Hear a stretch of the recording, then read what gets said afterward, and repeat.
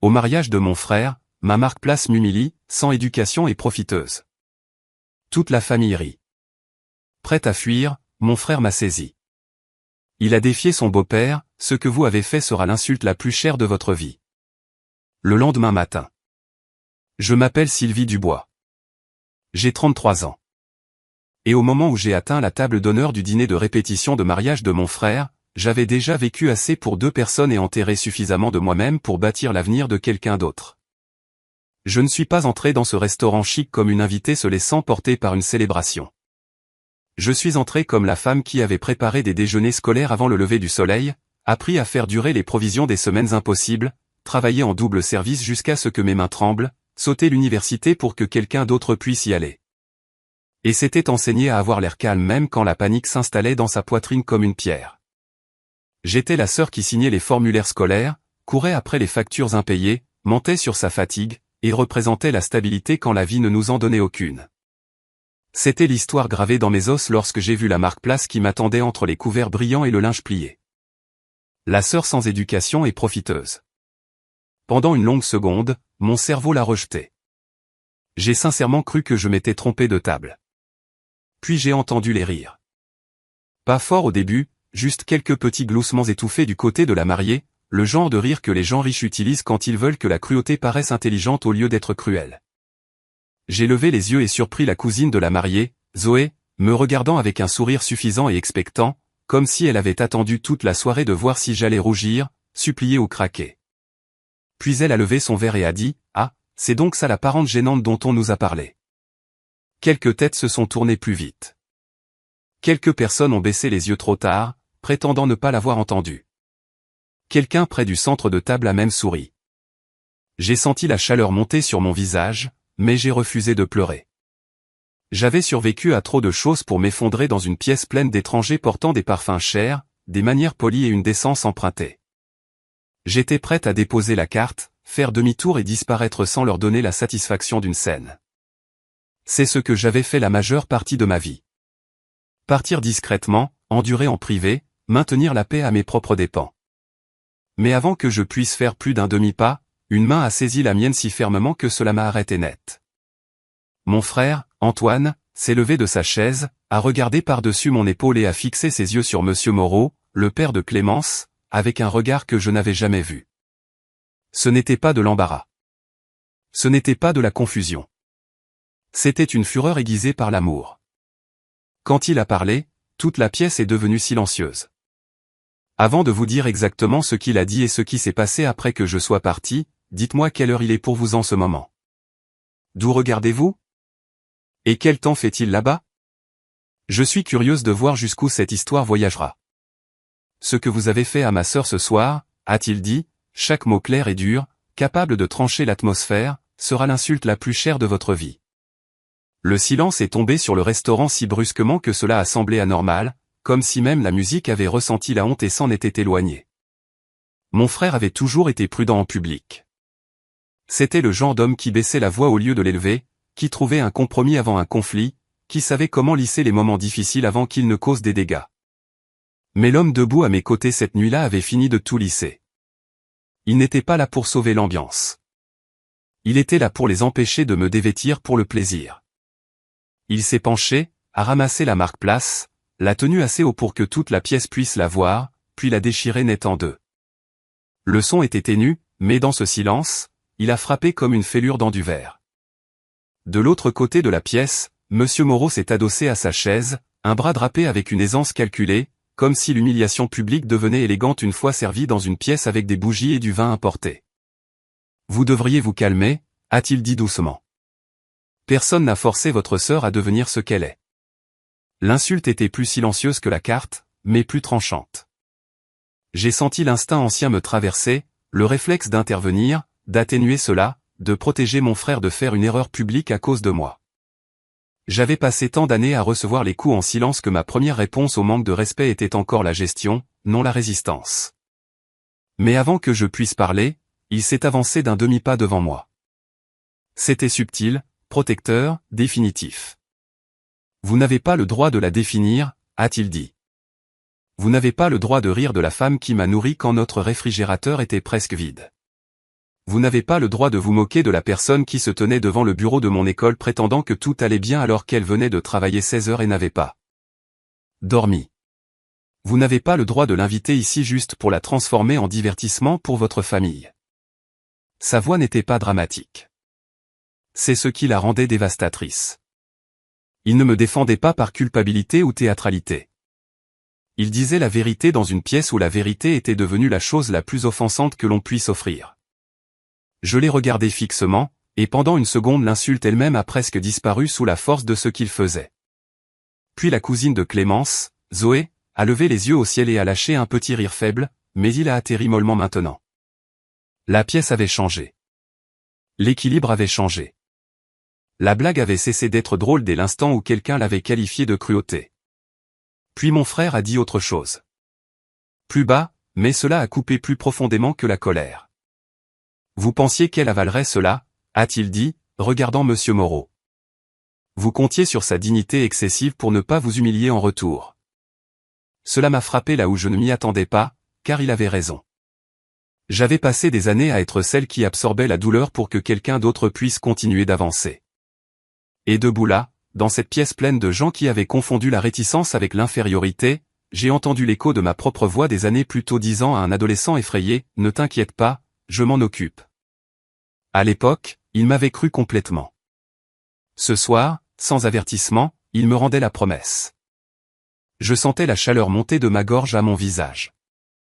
Mais sous l'embarras, quelque chose d'autre s'installait en moi.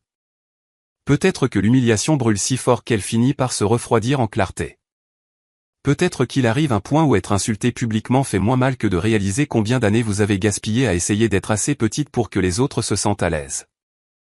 Je me suis placé à côté de mon frère avant qu'il ne puisse dire quoi que ce soit de plus et j'ai levé le menton.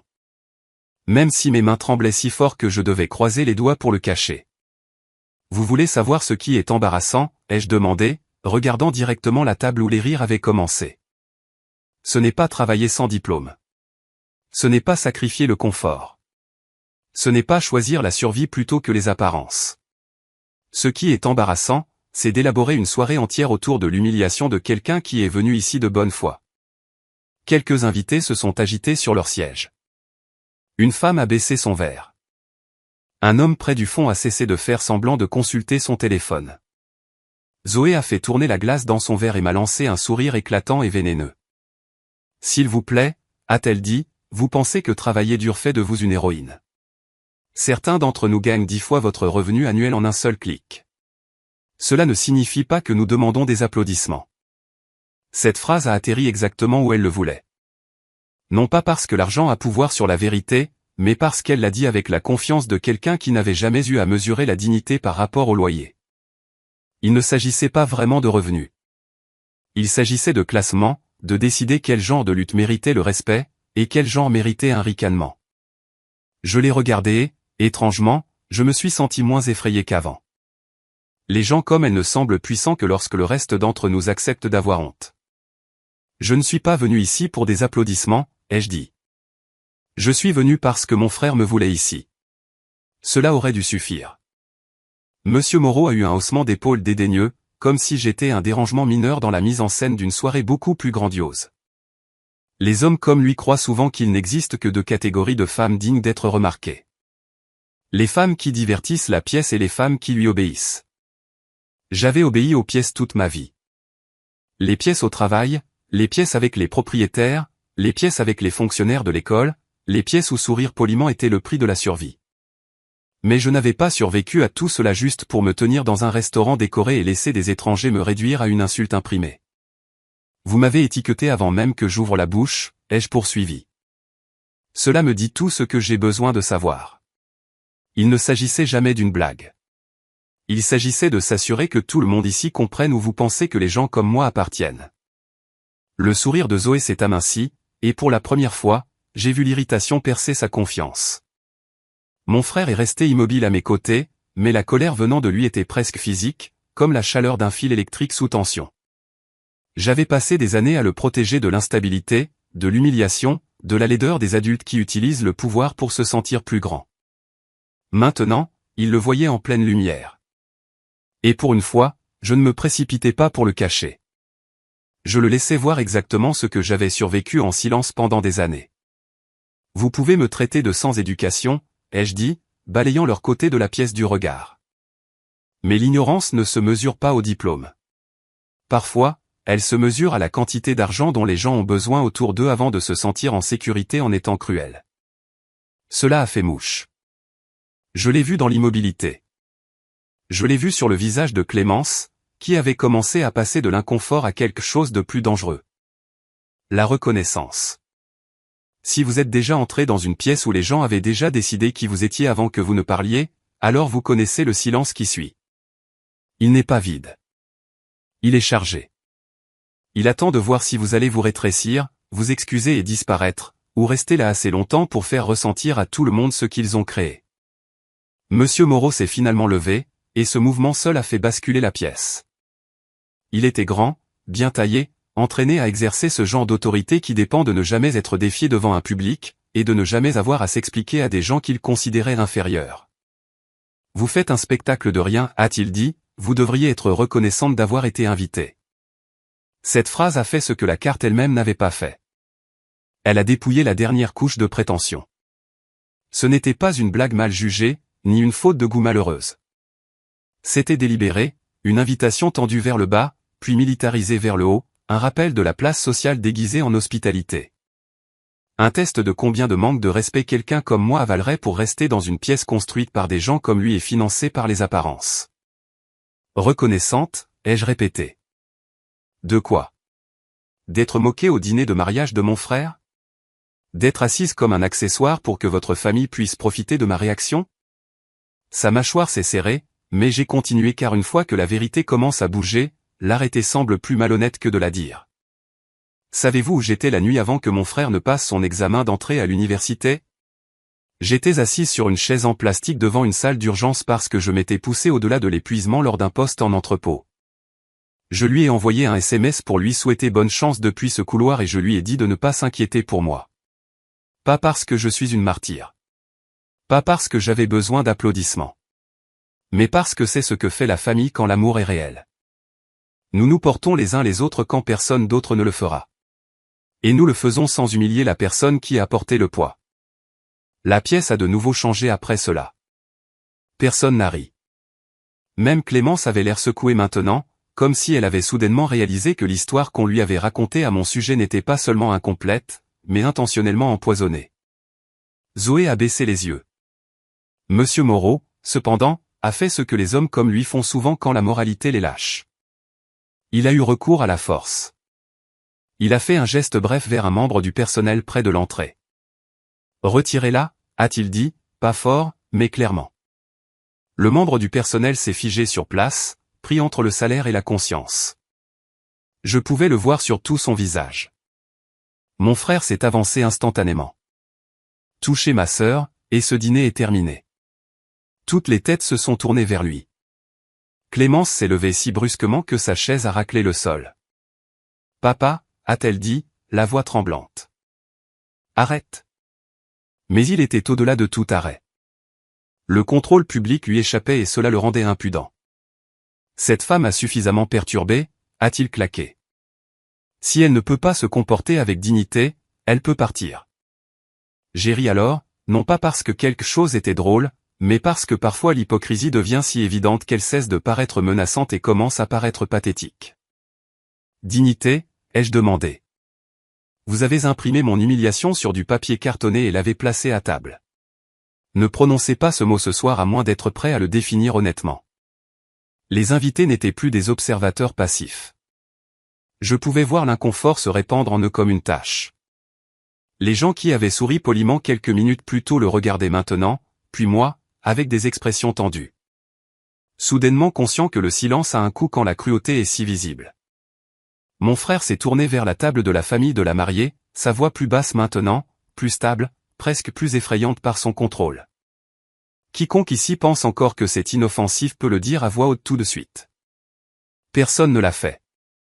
Ce silence était plus fort que n'importe quelle défense qu'ils auraient pu tenter. C'était le silence de personnes réalisant qu'elles avaient confondu la richesse avec l'autorité morale et qu'elles venaient de voir cette illusion se briser en public, au beau milieu d'une célébration censée prouver à quel point cette famille était raffinée. Clémence avait l'air de quelqu'un qui se réveille dans la mauvaise vie. Jusque-là, elle avait existé dans cet espace pratique que certaines personnes apprennent à occuper, assez proche de la cruauté pour en bénéficier, assez loin pour prétendre ne pas l'autoriser, et assez abrité pour appeler cette distance innocence. Mais la pièce regardait maintenant, et la neutralité était devenue impossible. Les rires s'étaient tus. La musique n'importait plus. Et chaque invité semblait comprendre que ce qui se passerait ensuite définirait plus qu'un dîner de répétition. Ce n'est pas comme ça que cette soirée devait se passer, a-t-elle dit, et il y avait des larmes dans ses yeux, bien que je ne puisse dire si elle venait de l'humiliation, de la culpabilité, de la peur, ou du choc de voir la laideur de sa famille exposée en pleine lumière.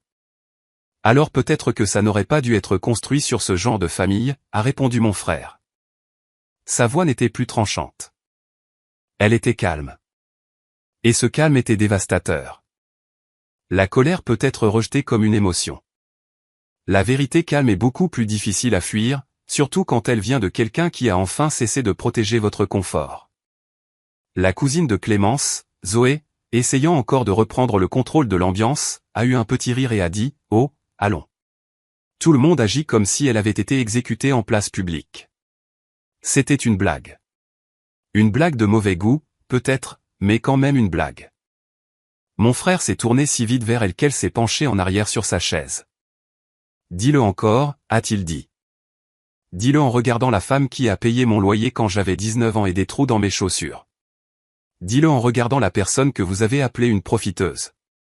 Dis-le en vous tenant derrière votre propre argent au lieu de celui de vos oncles. » Cette dernière phrase a frappé plus fort qu'elle ne l'avait prévu. Son visage s'est tendu et pour la première fois, la pièce l'a vue non pas comme une socialité confiante, mais comme ce qu'elle était réellement à ce moment-là. Une lâche se cachant derrière la cruauté de groupe. Audacieuse seulement quand la cruauté avait des témoins et du soutien.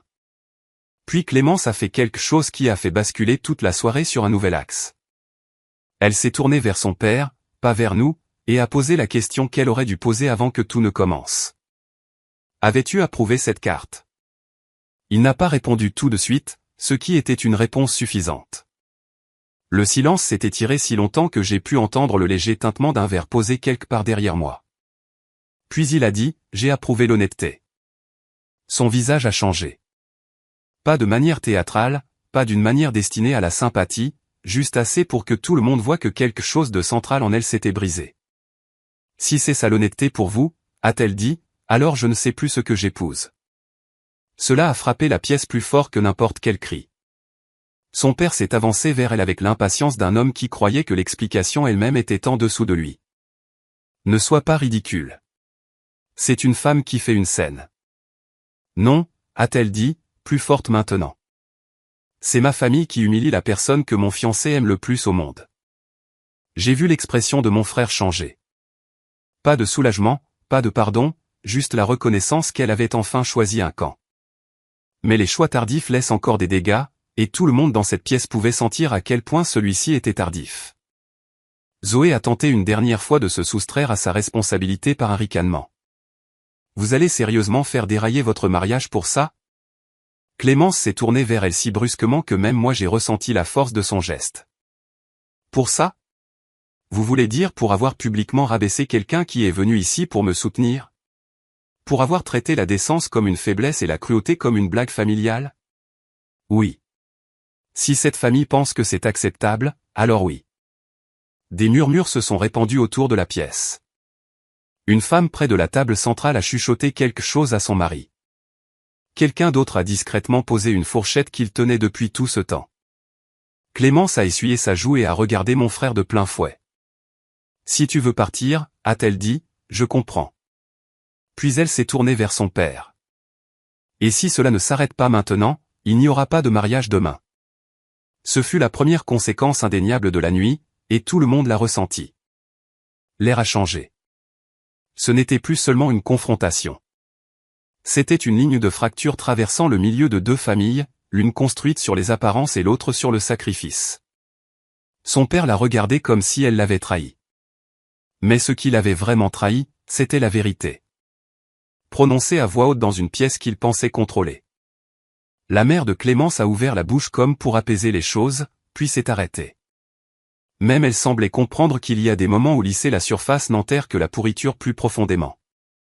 Si le jour censé célébrer la famille pouvait être menacé si complètement par une seule vérité publique, alors peut-être que la vérité n'a jamais été le danger. L'exposition l'était. Et debout là, regardant Clémence choisir entre le confort d'où elle venait et la décence qu'elle avait ignorée, j'ai réalisé quelque chose de douloureux. Les gens ne deviennent pas bons parce qu'ils sont proches de la bonté. À un certain point, ils doivent la choisir. Si le mariage de vos proches devenait la scène où vous étiez humilié par votre belle famille, resteriez-vous silencieux pour maintenir la paix, ou laisseriez-vous toute la pièce s'étouffer avec ce qu'ils ont créé? Monsieur Moreau a regardé autour de la pièce et a réalisé trop tard que son autorité avait toujours dépendu de la confidentialité, de l'implication, du fait que les gens étaient trop intimidés, trop polis ou trop impliqués pour le défier ouvertement. C'était fini maintenant. Les invités ne souriaient pas. Le personnel ne bougeait pas. Même la mère de Clémence était devenue pâle d'une manière qui suggérait que ce n'était pas la première fois qu'il confondait le pouvoir avec l'immunité et l'image avec le caractère. Il a redressé sa veste comme si un tissu coûteux pouvait restaurer le contrôle et a dit « Vous êtes tous émotifs. Cette famille a trop investi dans ce mariage pour laisser une femme aigre le détruire. » C'est alors que mon frère a sorti son téléphone de sa poche. Il ne l'a pas claqué sur la table ni levé comme une arme. Il l'a simplement tenu dans sa paume et a regardé l'homme en face de lui avec une assurance qui a fait que toute la pièce s'est penchée en avant. « Alors parlons d'investissement », a-t-il dit. Un silence s'est de nouveau abattu sur le restaurant, plus profond qu'auparavant. Le genre de silence qui survient lorsque les gens savent qu'ils sont sur le point d'entendre quelque chose qu'ils ne peuvent pas désentendre. « Vous avez dit à tout le monde que ce mariage était un cadeau de votre côté, » a-t-il continué, « que votre famille couvrait le lieu, le dîner, le forfait floral amélioré, les musiciens, la suite nuptiale. Vous semblez aimer répéter cela.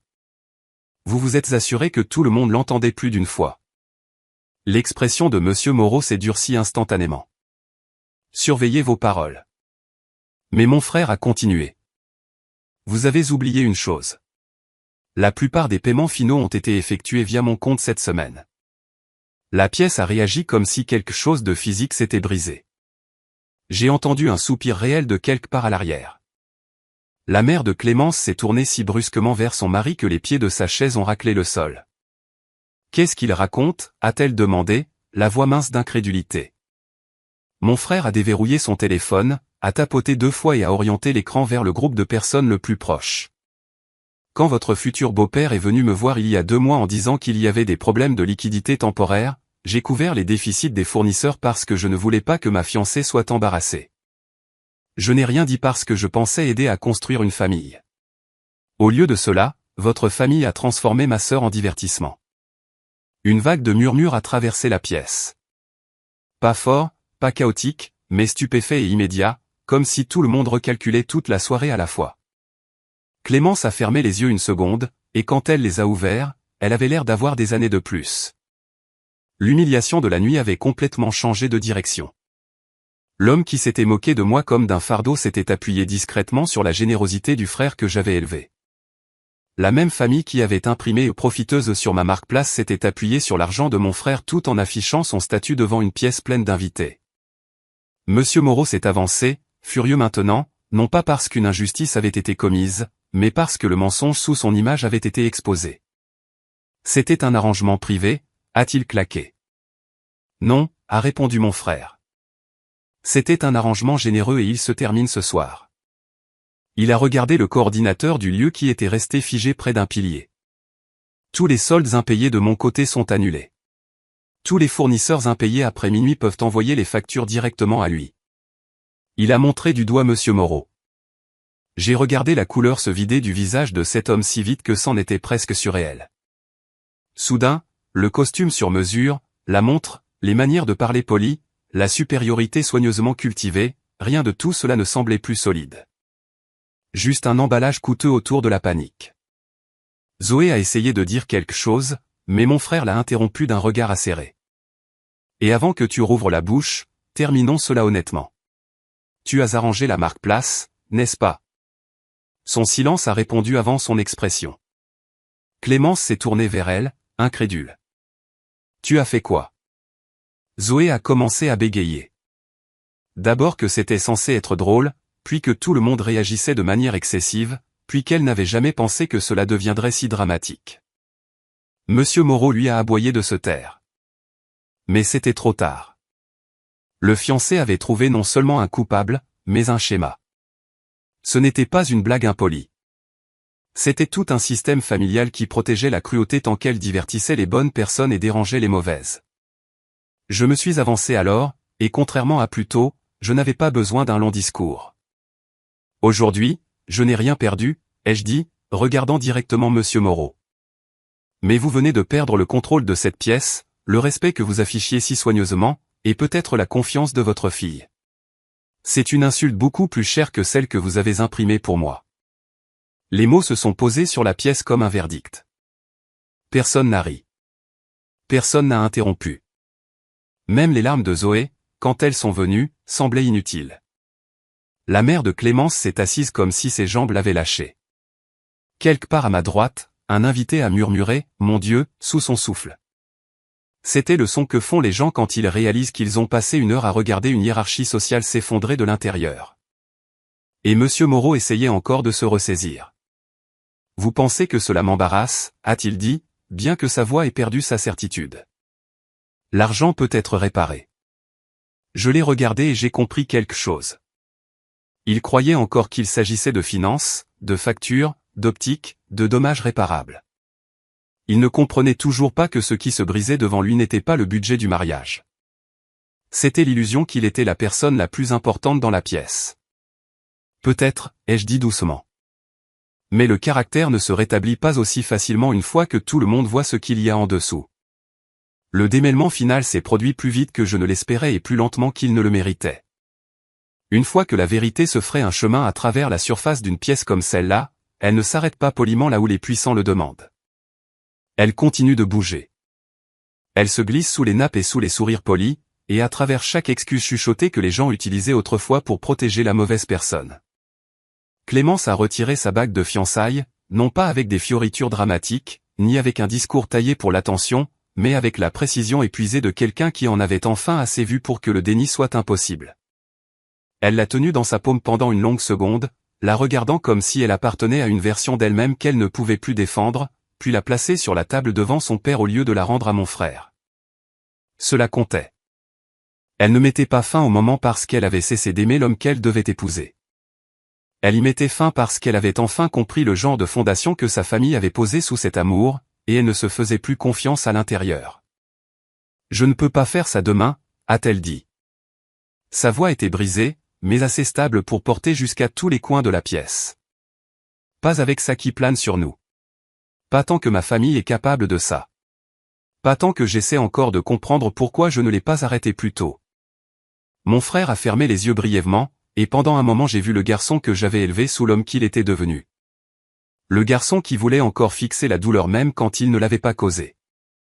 Le garçon qui croyait autrefois que s'il travaillait assez dur, aimait assez fort, endurait assez, les gens finiraient par choisir la décence.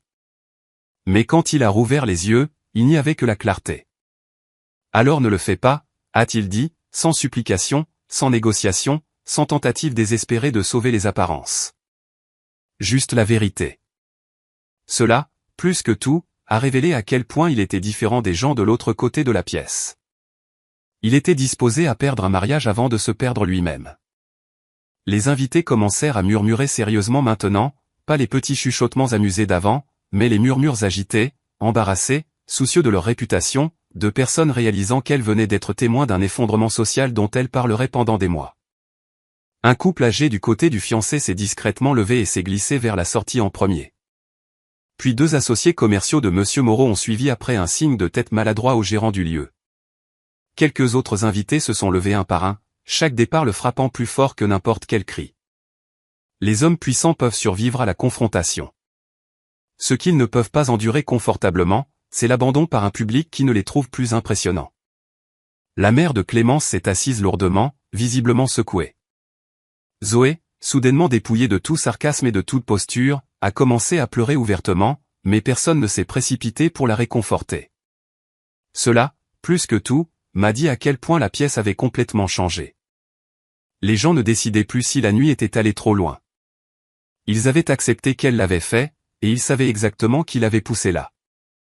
Mon frère s'est tourné vers moi et a demandé doucement, « Es-tu prête à partir ?» J'ai regardé autour de moi une dernière fois. Les fleurs étaient toujours belles. Les bougies vacillaient toujours. Les guirlandes lumineuses brillaient encore comme si la soirée avait un avenir. Mais au centre de tout cela se tenait un homme qui avait passé sa vie à confondre l'image et la valeur, maintenant abandonné dans les décombres de la performance même qu'il avait mise en scène. Il semblait plus petit d'une certaine manière, bien que son corps n'ait pas changé.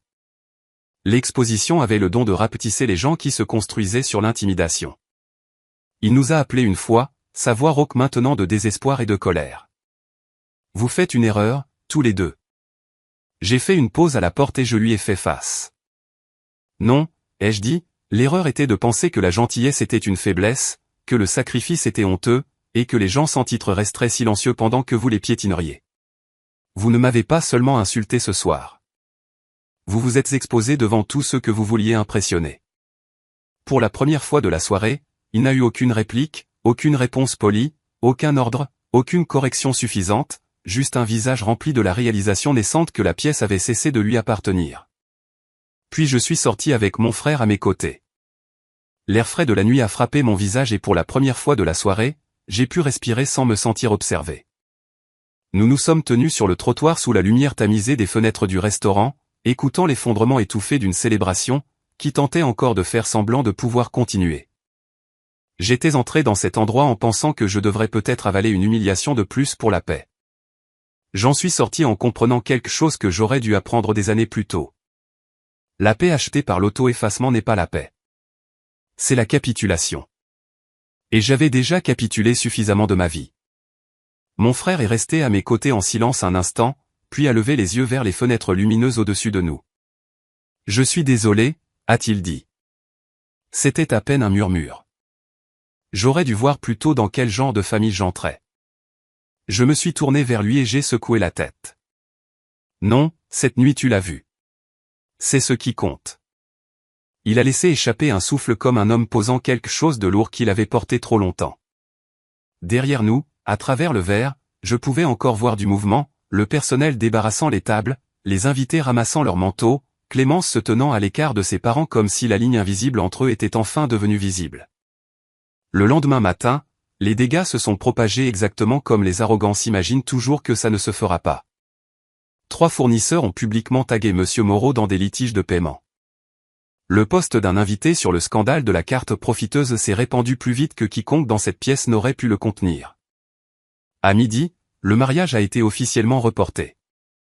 Dans l'après-midi, les gens qui avaient loué sa générosité demandaient en privé qui avait réellement financé l'événement. Le soir, tout le monde connaissait la même vérité qu'il avait essayé si fort d'enterrer. La soi-disant sœur sans éducation et profiteuse était entrée seule. Mais les personnes qui sont parties déshonorées étaient celles qui avaient tout l'argent du monde et ne pouvaient toujours pas acheter la décence, la loyauté ou la classe. Et quelque part entre l'humiliation de cette nuit-là et les retombées du lendemain, quelque chose en moi s'est calmé. Non pas parce que la vengeance a tout guéri. Ce n'était pas le cas. Non pas parce que la douleur a disparu. Ce n'était pas le cas. Mais parce qu'enfin la honte a atterri là où elle devait être. Je n'étais plus la femme à la table avec la carte cruelle. J'étais la femme qui a traversé l'humiliation et a laissé ceux qui l'ont causé debout dans leur propre ruine. How much storage is on my PC? I think I have like maybe 20 to 30 gigabytes left. And I'm pretty sure that Helldivers 2 is bigger than that. I think it's probably like 50 plus gigabytes.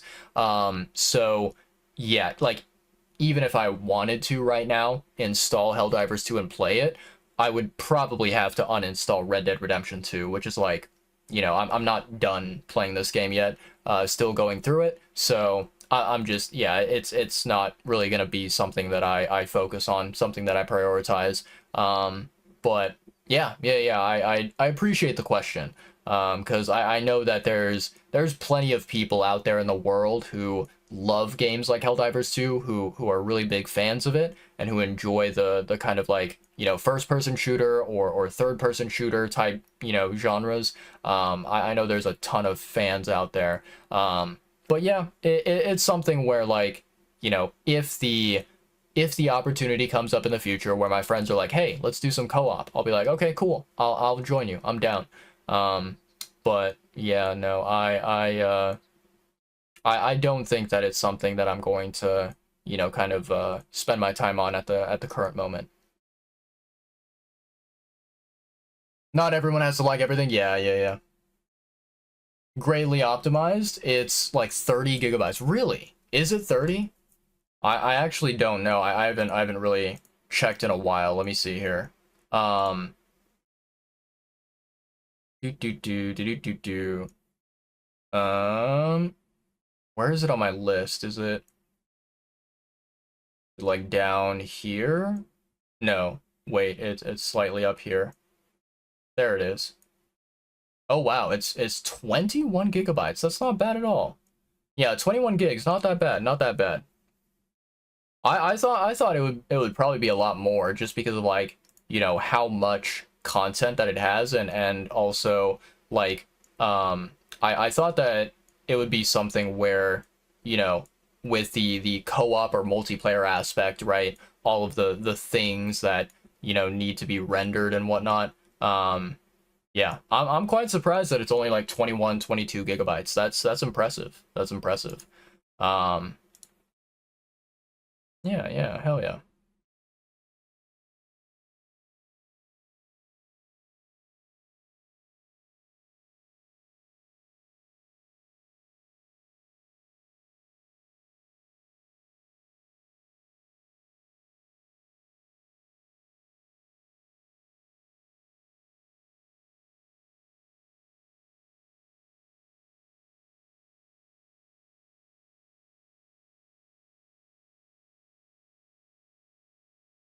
Okay.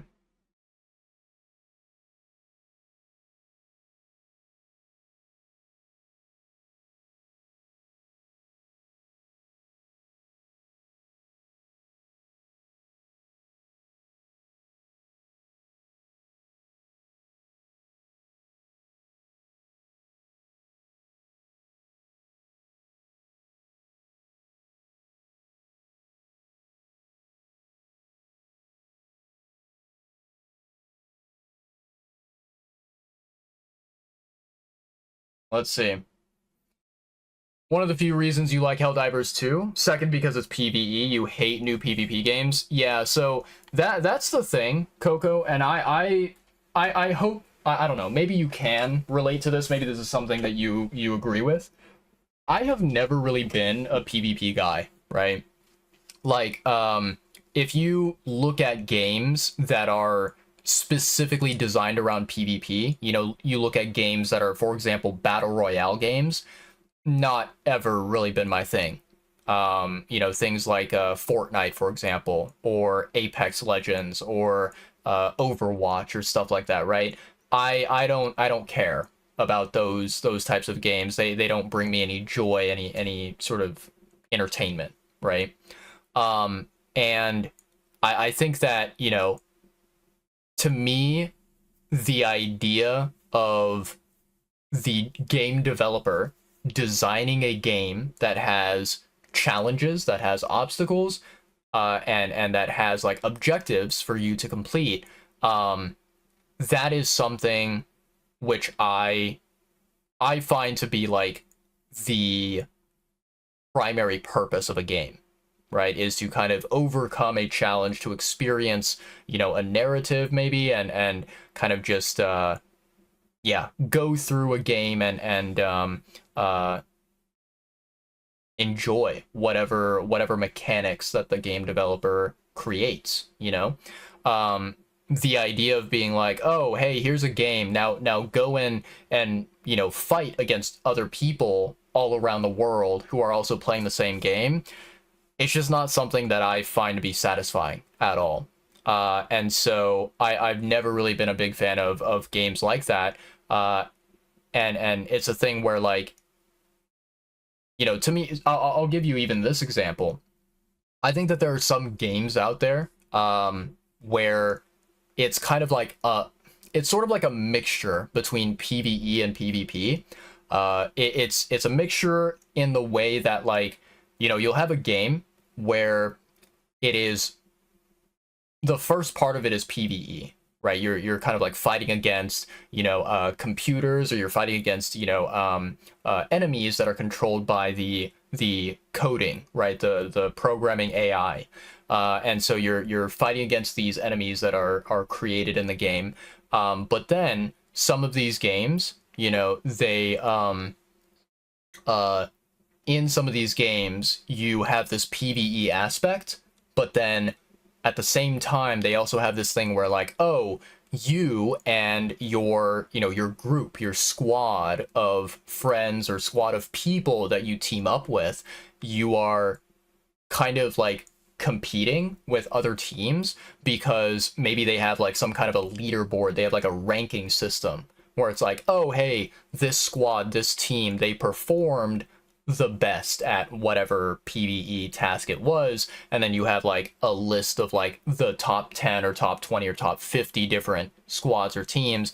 I like, even those types of games, I'm like, I don't care about them. Like, they don't interest me, because yeah, to me, I get the satisfaction, I get the fun of playing PvE experiences exclusively, and any type of aspect that is like PvP, I'm just like, why do I need to, what reason, what justification is there for me to go and compete against other players worldwide? It's just not something that I find to be, I guess, like a good way to spend my time is the best way that I can put it. But yeah. You only enjoy PvP games when you're with friends, so you can mess around. Yeah, exactly. There are some PvP games that, you squad up with your friends and you goof around, you have a fun time, and it's not serious at all. And those games are perfectly fine. Those are fun. Those are enjoyable. But if it's not kind of just a way for you to spend time with your friends and have a fun, engaging gaming session, then, like, why would I play the PvP experience? I would just enjoy the PvE instead, right? But yeah. Okay. Let's yeah, let's go ahead and get back into Red Dead. Let's continue where we left off, shall we? Okay. Controller. There we go. And healing. What is this news, Captain Monroe? Yes, sir. As I mentioned, I did speak again with the mayor and the Bureau of Indian Affairs in Saint Denis at length, but regrettably, it appears the oil company has already received approval to move forward with drilling on the reservation's land. I supposed as much. So what does that mean for us now? I'm not sure just yet. I didn't get the impression anything would be happening for a few months. I'm very sorry, sir. I did everything I could. I know, Captain. And I assure you I will continue to do as much as I can. Mr. Morgan, would you have time to help me at all? I would rather certain actions were taken by friends outside the tribe. Sure, I can help. That's good news. Thank you. Come meet me on the reservation whenever you can. I'm sorry to be forward, but there's so much to be done.